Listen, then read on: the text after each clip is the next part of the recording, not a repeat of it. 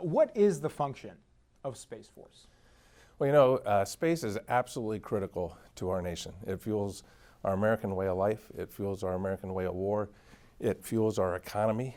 And the Space Force mission is to make sure that we can protect and defend that domain. General John J. Raymond is the first ever Chief of Space Operations for the U.S. Space Force, the first new branch of the military since the Air Force was formed in 1947. You think people even have an understanding, the average American, of how much critical infrastructure that we have?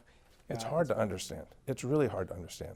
Army, Navy, Air Force, Marines, there's no other armed service that is relied on by Americans every single day like the United States Space Force. From the moment we wake up, check our phones, browse our news, GPS to an appointment, and fill up our gas, most of us unknowingly rely on connections beamed down from satellites in space. It's become critical to our everyday lives and to public safety. General Raymond says it needs protecting. Just think what it would be like today if ambulances couldn't find their way to an address that they're responding to. Just think if first responders were delayed. All of that is provided from capabilities from space. Our job is to make sure that when Americans go to access space, that it is always there. And what I would say today is that's not a given. There are threats out there. Threats like China and Russia. General Raymond says while the U.S. space capabilities are the most advanced in the world, our adversaries are catching up. In July, the State Department says Russia fired a projectile into space. It was an anti-satellite weapon. That's the first time that this has happened in recorded history. How concerning is that? It's really concerning. That's just one example. There's a long spectrum of threats that we're concerned about. Have we just advanced technologically to the point now where you see the future of global warfare in space? Is that where we are? Well, our job is to make sure that doesn't happen.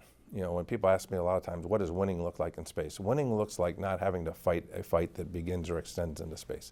This is a very big and important moment. It's called the Space Force. That mission officially began for General Raymond in December 2019, when the U.S. Space Force formally became its own separate branch of the armed forces. But Space Force has its roots in the Air Force and has been functional since 1982 as Air Force Space Command. The new name and logo have taken on a pop culture life of their own, often the punchline of sarcastic jokes, memes, and fodder for late-night comedians. Space Force! Do you think that the perception from the outside of this branch is accurate? Do you think it's problematic? First of all, as I said, I think it is hard to understand because it's not tangible. People aren't living in that domain unless you're a NASA astronaut. But it's one thing not to understand, how a satellite works. It's quite another thing to be the subject of satire. You've got a Netflix series called How cool is that? Space Force. You got these memes and images on the internet of what Space Force actually is. How do you view that, when you come across those kinds of things? It shows the interest that there is across our nation in space. It shows the excitement about space. You don't think it undermines what you're trying to do here? I know what we're trying to do here. People talk about a space war. There's no such thing as a space war. It's just war. And countries might choose to fight that war on the land. They might choose to fight that on the sea. They might choose to fight that in the air, in cyber. And now what we've seen is space has become that warfighting domain. Our goal is to deter that from happening. How much credit does the Trump administration get for facilitating the creation of this branch? Yeah, as I look back over since the president signed the National Defense Authorization Act, there's been broad support. As I said, I think the administration gets a lot of credit. I appreciate their leadership and support. I think Congress gets a lot of credit as well. There are some that see this as part of the Trump administration's sort of like vanity project. Do you agree with that assessment? This is critical to our national security. I cannot stress that enough. The average American needs to understand, and it's hard to understand, just how reliant they are on space. They have to understand that there is a growing threat that the scope, scale, and complexity of is very, very concerning. The vanity criticism has come from Air Force leaders and veterans, academics, Hollywood, and some Democrats, and some of it has been leveled at Space Force's name and signature logo, which, when released, even drew comparisons to the TV show Star Trek. Where did the name Space Force come from?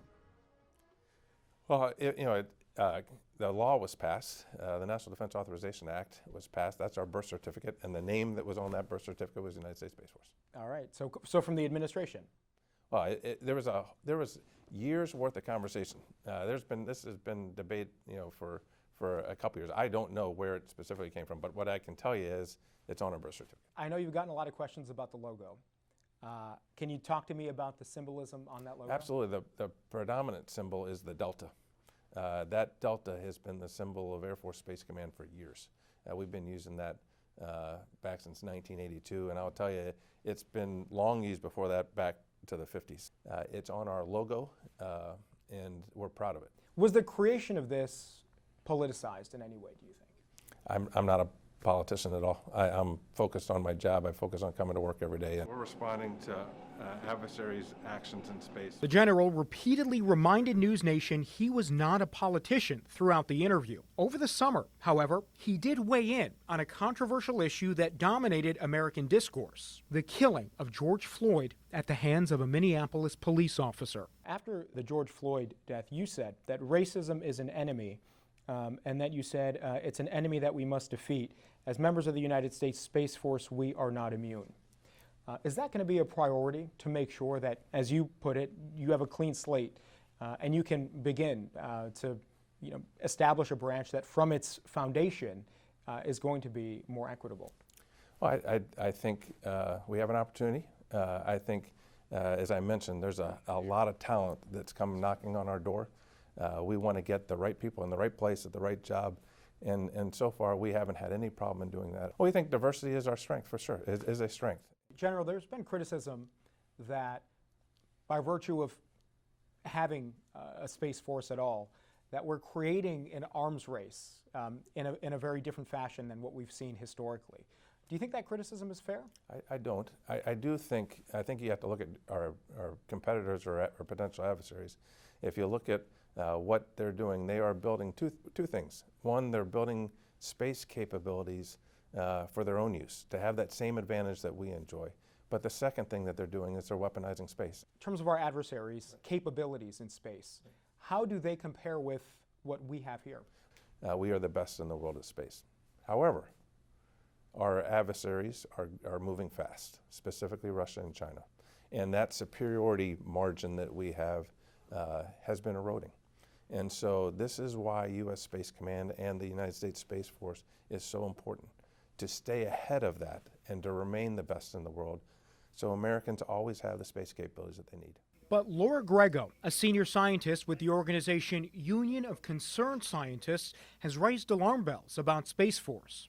My argument is whether this is the right tool for the job, whether it might make the problem worse rather than better. Grego says if the goal is a safe, secure space for American satellites, international cooperation and diplomacy are the means to get there. If the United States leads the way with weapons, and we don't have a commensurate effort to try to curb them, then we end up in an environment of unconstrained weaponization. So isn't that already happening? Isn't the weaponization of space a reality we're in now? Whether it's weaponized, that's been arguable for the last few years. There has been a remarkable restraint over the decades. When it was the US and the Soviet Union, they really declined to go in that direction. Some within the military, even at its highest levels, have expressed concerns about making Space Force its own branch. At a time when we're trying to integrate the department's joint warfighting functions, I do not wish to add a separate service that would likely present a narrower, even parochial approach to space operations. That was then Secretary of Defense Jim Mattis who said that in 2017. What do you make of that? Well, I think space is absolutely critical to any joint warfighting construct that we develop. I think every combatant command that we have across our nation understands that importance. All of our services understand that importance. General Raymond says American adversaries have already demonstrated real threats to American satellites. It's so important, again, for this force that's dedicated to making sure that we can protect and defend these capabilities from any threat.